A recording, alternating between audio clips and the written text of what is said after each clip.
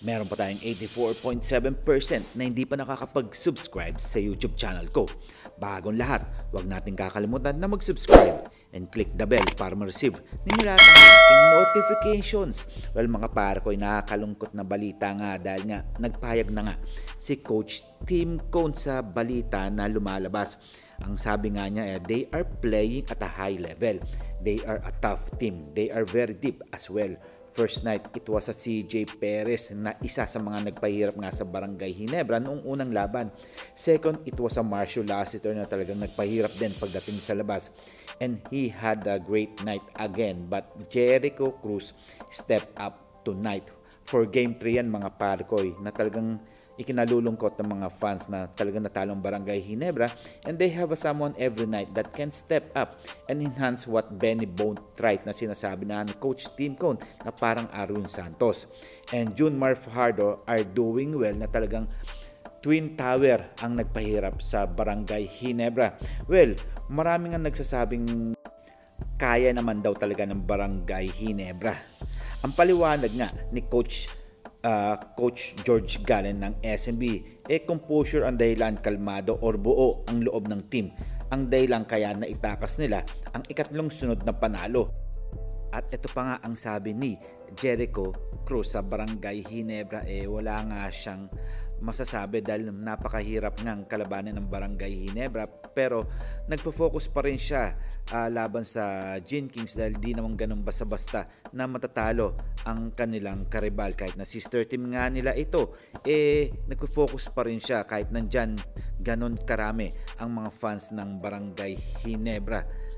Pero kapag naglaro ka na, hindi mo na nga manonotice na nandyan ang mga fans ng Barangay Ginebra. Iba talagang pananaw neto ni Jericho Cruz dahil kapag nakakalaban nga nila ang Barangay Ginebra, nag-iiba ang pananaw ng SMB dahil nga talagang nakaka-excite tuwing mga kalaban ng ang Barangay Ginebra at punong-puno ang crowd.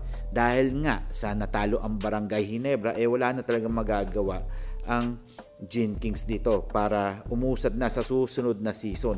Nakakalungkot man dahil maraming ang nagsasabi na ang Barangay Ginebra may katapusan na, at meron din nagsasabi na matitrade na daw ang mga point guard ng Barangay Ginebra to Pringle at kapalit nga nila Mikey Williams. Well mga parkoy, bali-balita lang yan. Pero mga parkoy, tandaan natin, ang Barangay Ginebra natapos na nga sa semifinals, at syempre ang SBP magpapahayag na yan kung sino na nga ba ang hahawak sa Gilas Pilipinas dahil nga dati nga bali-balita nga dahil nga napag-champion ni Coach Tim Cone ang Gilas Pilipinas at uulitin ulit yan, kaya binabalak nga ng SBP na kunin ulit si Coach Tim Cone bilang coach ng kanilang koponan na Gilas Pilipinas.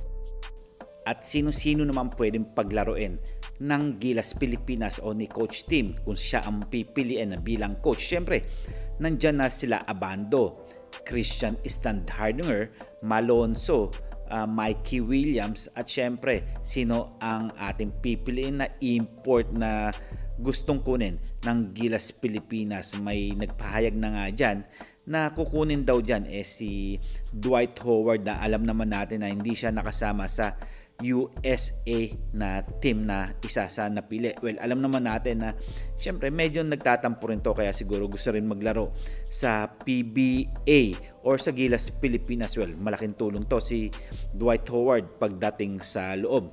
Well, siguro na kay Coach Tim Cone na kung sino ang kanyang gustong kunin na paglalaroin nga sa Gilas Pilipinas. So hanggang dito na lang tayo, and this is Tondo Boy Vlogs. I'm out. God bless you all.